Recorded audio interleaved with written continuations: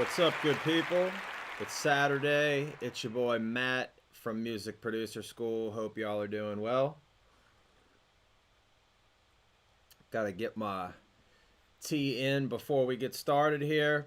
Um, as always, you guys, appreciate you being here. We're going to get started in just a minute today. I'm going to be covering vocals part 3. The first couple lessons we did, again, I'm just kind of starting from the very beginning. So if you're a little more advanced when you're watching this, don't worry. We're going to get into plenty more advanced topics. But I just wanted to get started from the very beginning for all of our, beginners out there so nobody feels super lost. In the first part of vocals this week, we went over some gear stuff related to microphones and all that type of thing. The last lesson we did, I kind of got into a little bit more of some ideas for recording, some ideas for doing harmonies and ad-lib type of vocals on your tracks, some ideas for giving you inspiration for some stuff. And before we get into it today, let me, as always, invite you over to the Music Producer School community, because today, as it is Saturday, I'm going to be heading on over to the Music Producer School community right after this class today. And I'm letting you post your tracks over there. And I'm going to take a listen to your tracks live right there in the Music Producer School community. But that is a private community. And I'm not going to be broadcasting anywhere else for that. So you have to be a member in order to participate. But yeah, you can go there right after class. I'll start a new live stream there. It's just for our private group, and I'll let you post your music. I'll take a listen live while you and everybody else that's on will listen live as well. I got the audio worked out better for this week, so it'll be a more enjoyable experience for everyone. And we're all going to listen along. Feel free to comment. Again, we're going to keep it cordial. We want to be nice and encouraging to everyone. We don't want to knock anybody down, because everybody here is just trying to get better.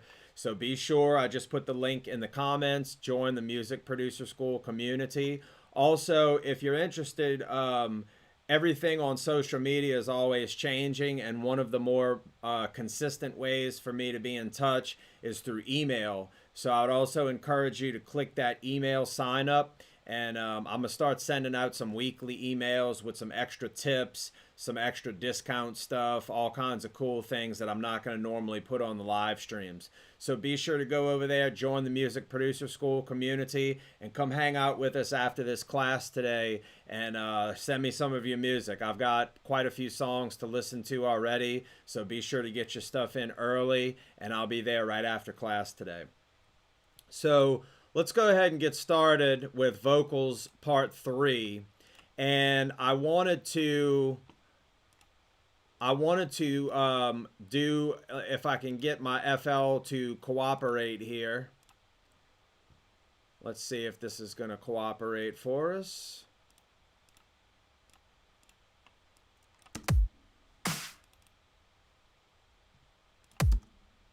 All right, that looked like it might work.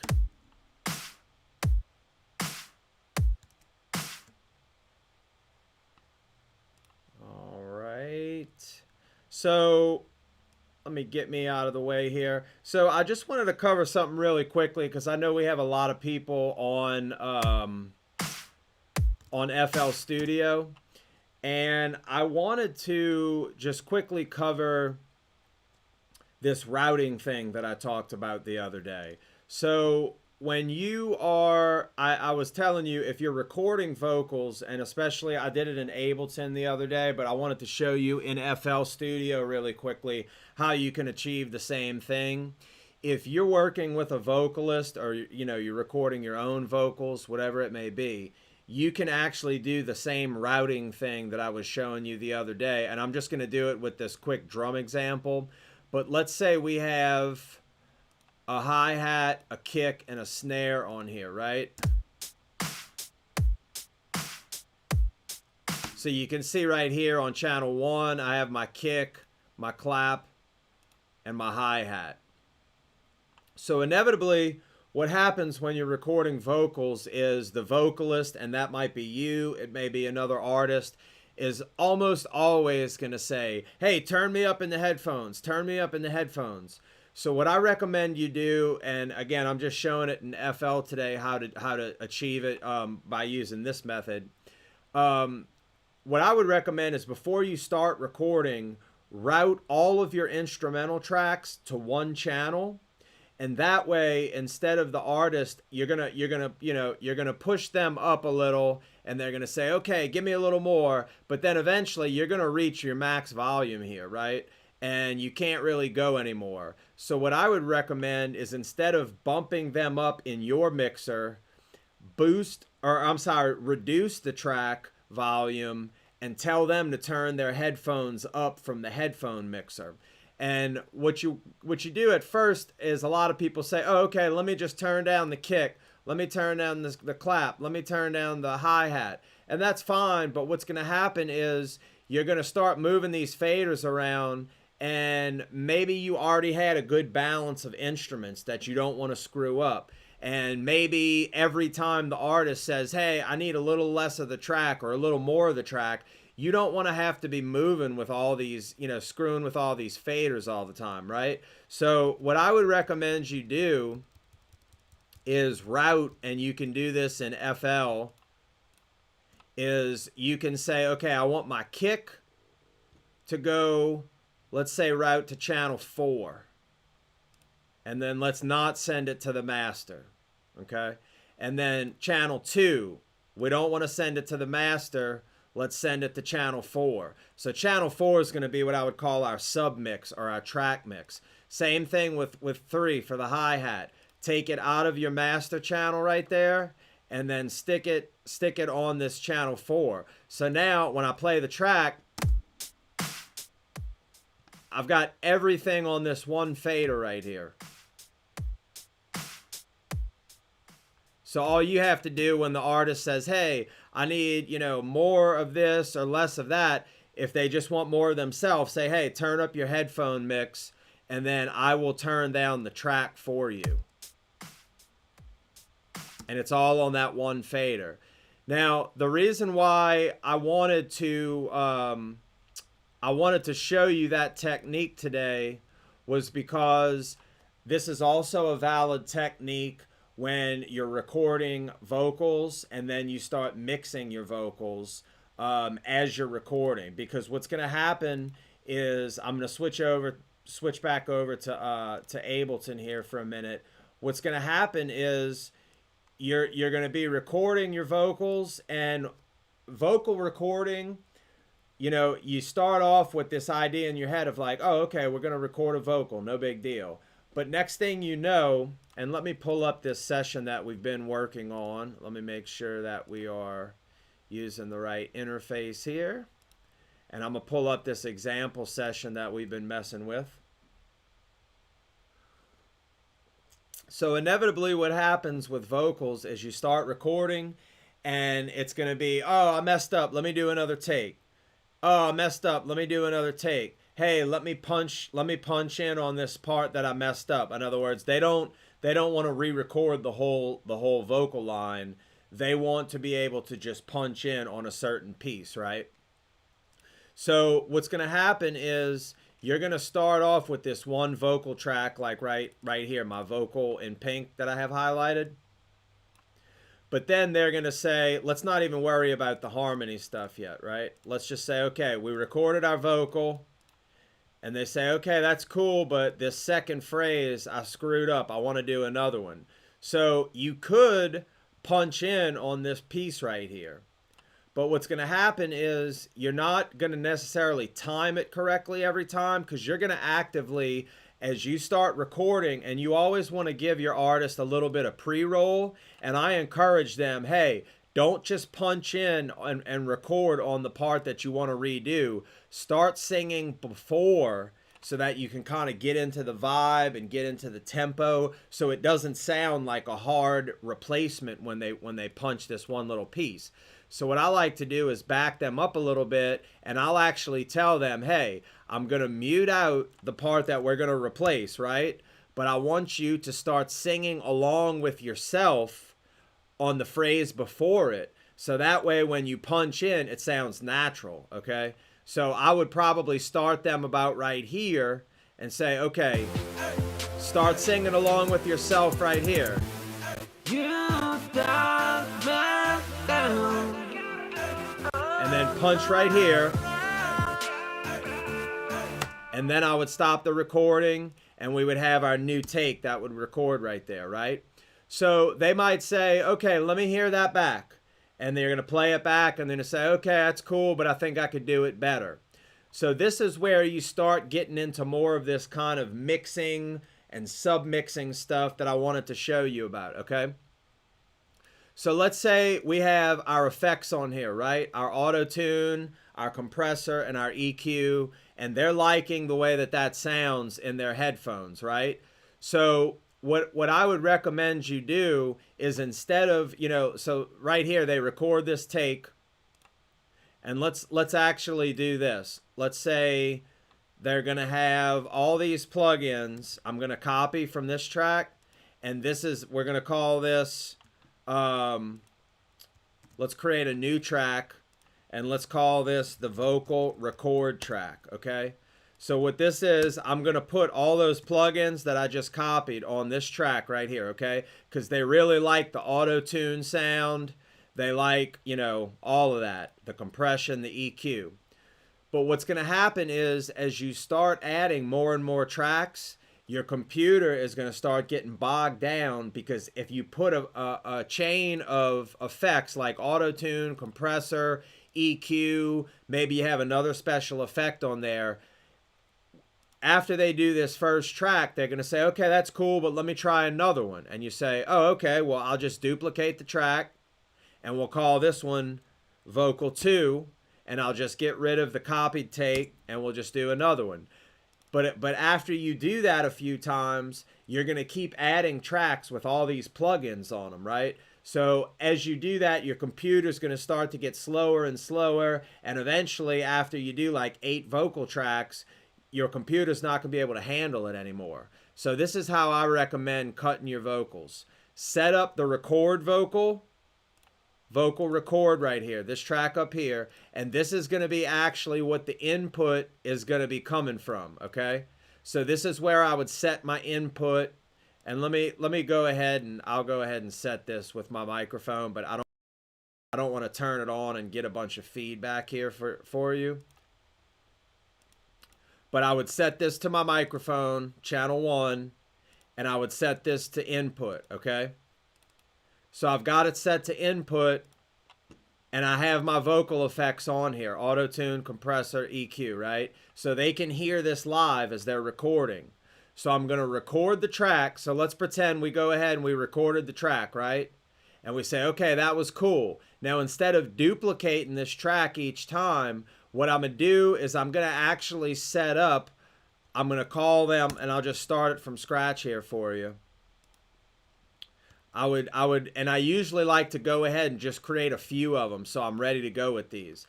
So typically, let's say you want to give them 4 takes on a vocal. So I would call this vocal 1, vocal 2, vocal 3, and vocal 4. All right.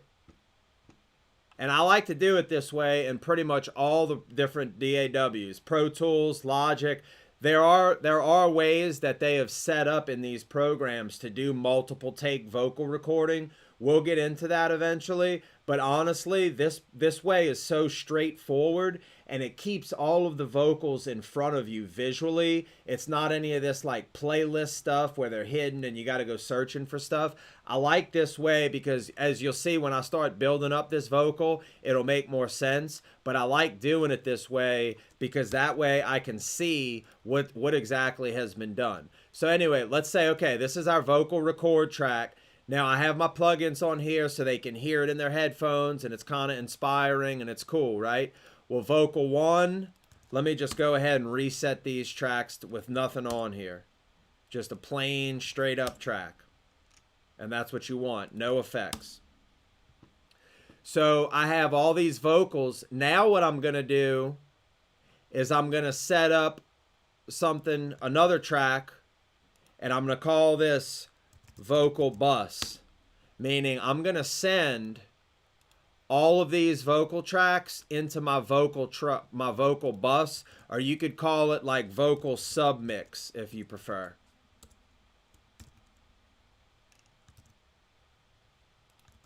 Vocal submix. Okay?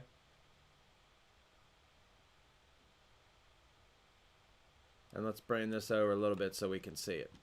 Okay, so what I'm going to do now is I'm going to send all of these vocals, and I don't even need inputs on these vocals. I'm just going to send all of them to my vocal submix, right? So now what that allows me to do is, as we record, okay, I've got my whole track on this one fader right here, right? All on that one fader for the vocalist. So now let's say, okay, we go through and we recorded this vocal. Well, now what I'm going to do is after it's recorded, I'm going to highlight all of it, and I'm just going to move it down to this vocal 1 take. Now, you have to be careful when you move it down. You saw how I slid over a little bit? You have to make sure that when you do this, you're on some type of a grid, so that way your stuff is not going to get shifted. So I like to put it on a 1-bar grid, so that way... So let's say I started recording more like out here. What I would do is I would actually, let's say I started my recording here, okay? What I would do is I would actually cut to here on the bar directly. So that way when I move it down to vocal 1, it's going to be right exactly where I want it to be. And then I'll peel it back here, okay? So let's say now the beauty in this is I have all of my vocal effects on this submix, which I need to paste them back in there. So I can take the exact same vocal effects that they're hearing in their headphones, and I'm going to put it on this vocal submix track. But the idea is I don't have to keep duplicating this track with all of these vocals. I can just send all of these vocals into my submix track here, and it's going to have all those plugins on it. So when you play it back for them, they will have the ability on their record track to sing along with it, but they're going to also hear the vocal exactly how they recorded it with all the effects and everything, right? So this is actually what we recorded here. So then, okay, let's say we record another vocal take, and I'm just going to duplicate this for the example. So let's say they record vocal 2. Same thing. I'm going to move this down to vocal 2, and now I can just, by muting out, I can just listen to vocal 2, okay? Same thing, we record another take, and now I say, okay, that was cool, that's going to be vocal 3. And then I'll mute the rest of these out, and it'll say, hey, play me back vocal 3. Okay, no problem. I got vocal 3 on.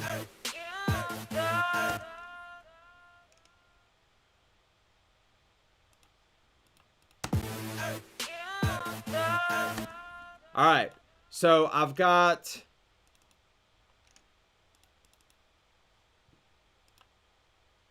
Okay, we've got this harmony, this harmony effects thing going on down here.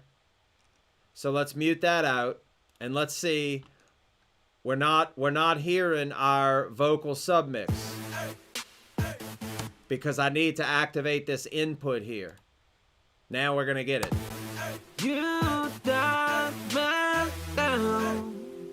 All right. Now, another thing you want to listen for is on this vocal submix, I can send this to my reverb and my delay that I have in the returns down here. So you don't have to keep resetting all these different effects. It's just all you do is record, dump your take onto the tracks below, and then you're good to go, okay? So let's do one more. Let's say, okay, they recorded track 4. All right, there's take 4. Let's take a listen. All right, cool. So now this is where I like to do this method a lot because it's super helpful when you're trying to pick out good vocals, okay? What you can do is you can almost, you can even come up with like a color coding system where you could listen and say with the artist, or if you are the artist, you could say, okay, let's listen to just this first phrase here of the vocal, and let's listen to take one. And you say, okay, that was cool. And you say that one sounded like, and you can come up with your own color coding system. Let's say yellow means it's good, but not the best one necessarily. Now let's listen to the next one. And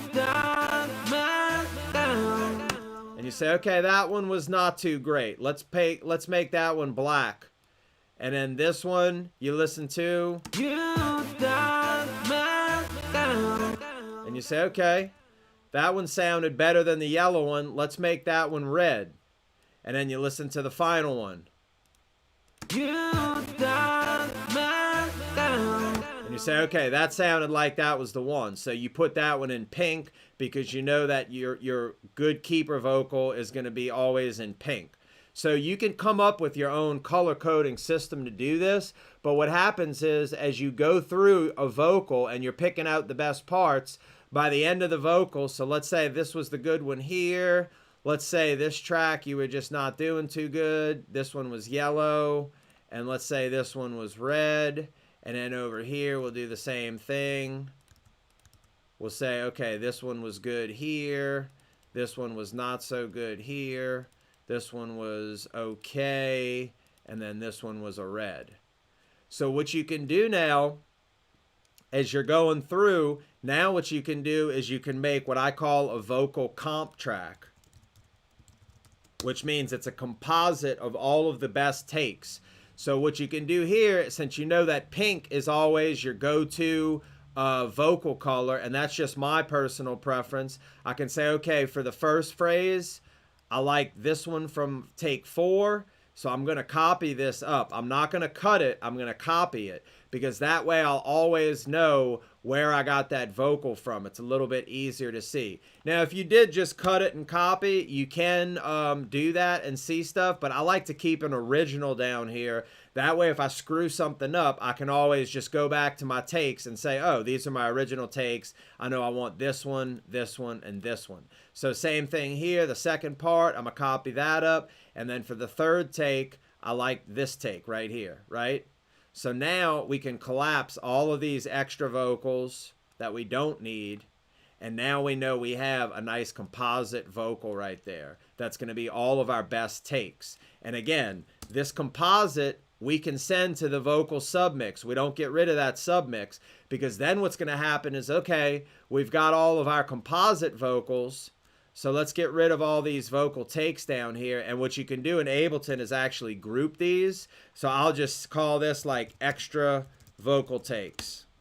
And then I can collapse the whole thing and I don't have to look at it anymore. So now we have our vocal comp. So now let's go ahead and create some more tracks. And I would do the same process now. I would create, let's say, like 4 background vocal tracks. So I would call this BG Vocal 1. BG Vocal 2, BG Vocal 3, and BG Vocal 4. Now again, the reason why I really like doing it this way, I'm going to send them all to my vocal submix, okay? And what we can do now is we have our vocal composite that's playing here. And then as we record, when we do these background vocals, and I'm just going to use this same vocal really quickly so I don't have to record anything new. But let's say, okay, we record our background vocal 1, background vocal 2, vocal 3, and vocal 4. The cool thing about doing this with background vocals, and you could also make another background vocal submix if you wanted also. So you could have a lead vocal submix and a background vocal submix. You can break it up as much as you want. And again, remember, you can do the same in FL Studio by just using this routing feature down here on your tracks. So you could have all of these tracks routed to track 4. That could be, let's say, your lead vocal. And then you could say tracks 5 through 8.